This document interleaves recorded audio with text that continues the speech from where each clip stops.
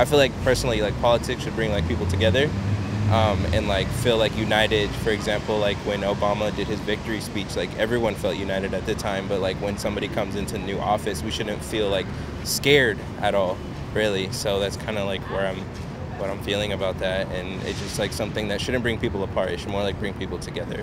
During the election last year, I was at home when I was watching it, and so like when all that stuff started breaking out, because after the election, like the first thing people went to was watch the news, right?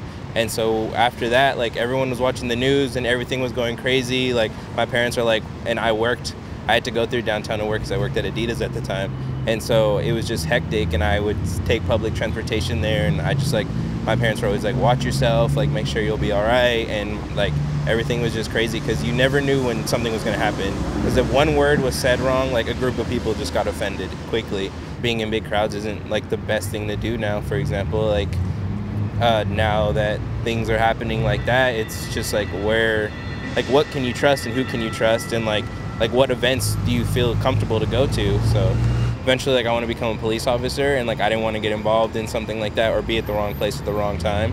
So that's kind of like why I just stayed and parted myself away from that and just like let things kind of happen. There are some people out here trying to like peacefully protest or just protest in general, but then there are groups that are coming out here just like for an excuse to just be reckless and do whatever they want. I feel like personally, if you're gonna peaceful protest and keep it at that, and like other groups that want to just like be reckless about things, I would just keep it inside, because nobody really needs that, because everyone has their own issues already.